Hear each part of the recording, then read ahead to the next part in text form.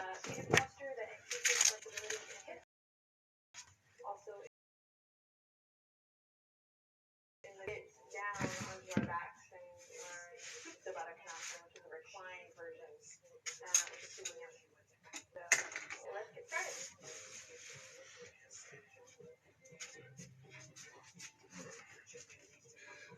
This is gonna hurt. Okay, so Baddha Konasana, if you ever took ballet when you were little, then you're probably familiar with this pose.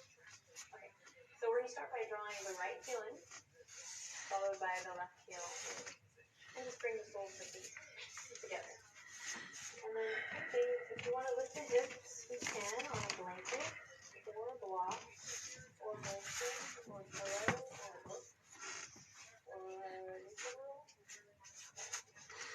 Bringing the soles of the feet together, I'm going to take my thumbs to the arches of my feet and just give myself a little massage. Why not? We don't touch ourselves enough in yoga. Okay, so just giving myself a little bit of stimulation from the feet, on the arches of the feet, opening my feet, feeling like a book here. Coming in with a breath, of course. And then I'm going to take my fingertips behind me and just lift my tail or lift my sit bones and bring my pelvis as close to my heels as I can.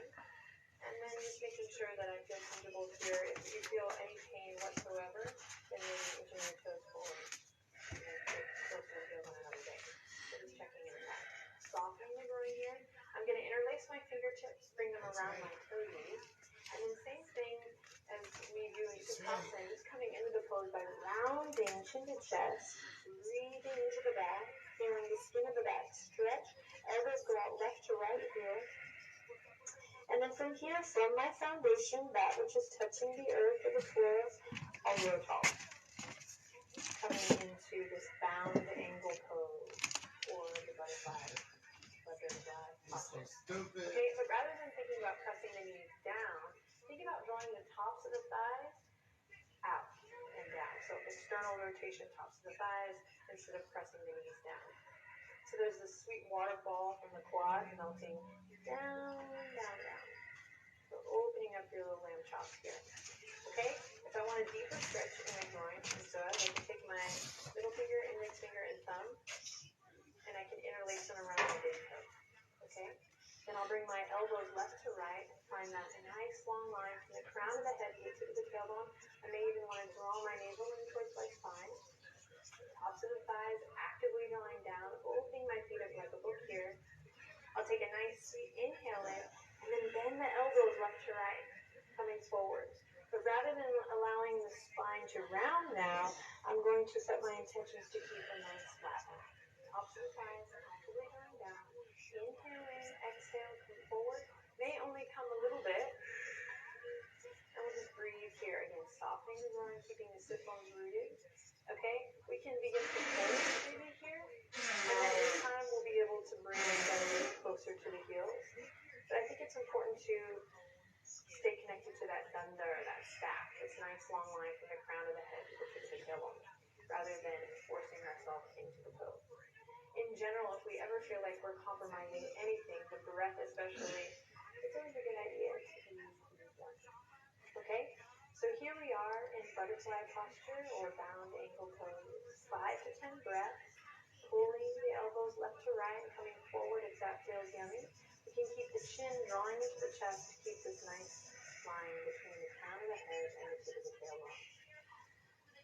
Okay, after about 5 to 10 breaths here, then fly. You can release and go ahead and allow the spine to round. Tops of the thighs are still active as I draw my chin to my chest and my nose towards my toes. Breathing. Drawing the navel in. Then when I feel satisfied here, I'll come back to that flat back position, extending through the crown of the head, drawing the shoulders away from the ears, and the tops of the thighs draw out and down, and then come back up. Okay, I want to do the same pose 6 months from now, and see if my hips have opened up anymore. I'm going to be practicing more regularly. So you should do it too. Okay, now I want to take Okay, same pose, Baddha Konasana, but we're going to recline it, Supta Baddha Konasana. So we'll grab 2 blocks and come to lie flat on our back. Or if you're not blocks, just come to lie flat on your back. Okay, so Supta Baddha Konasana, and we'll take it to a nice, yummy variation and modification by coming flat onto our back.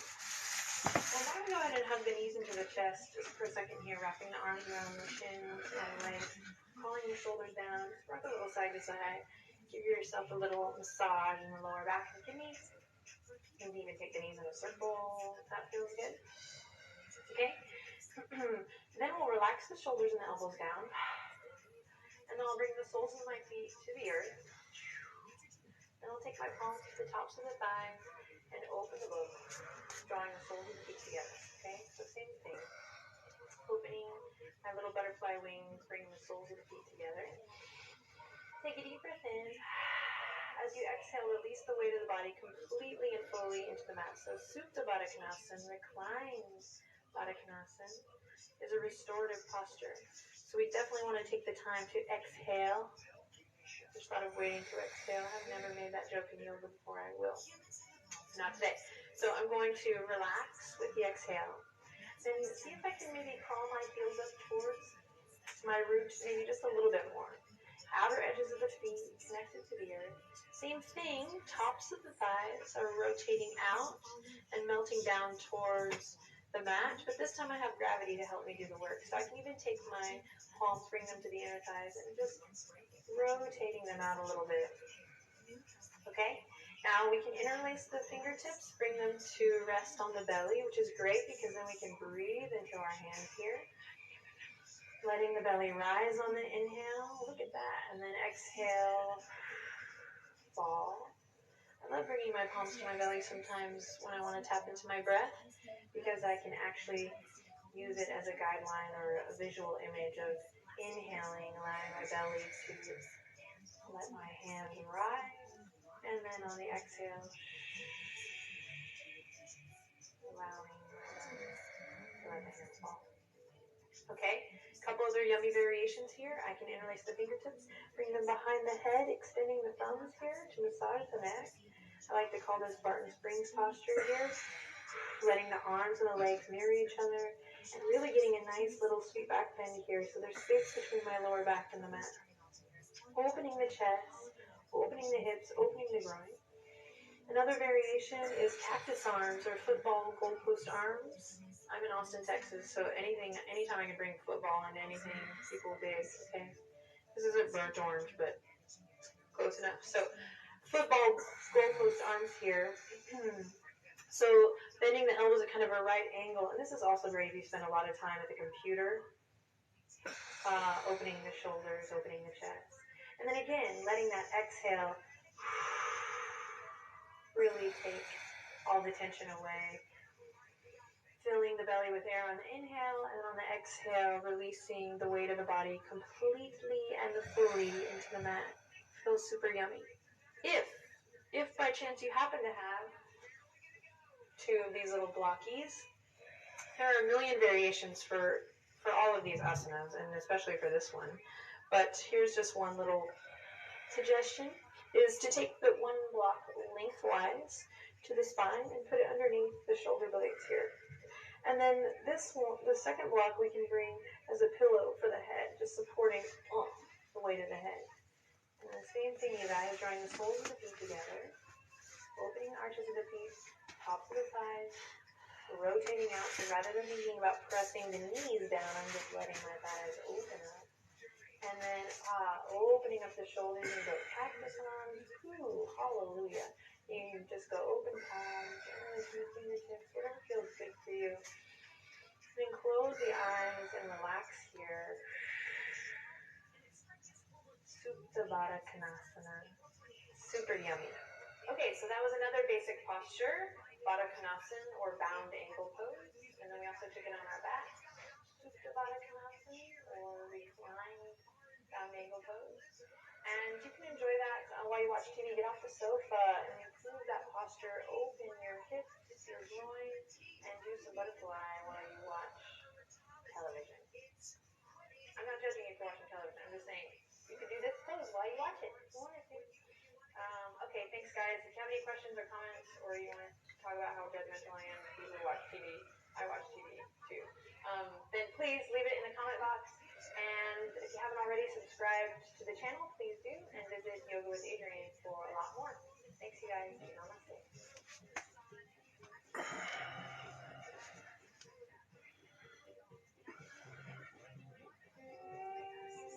That was different.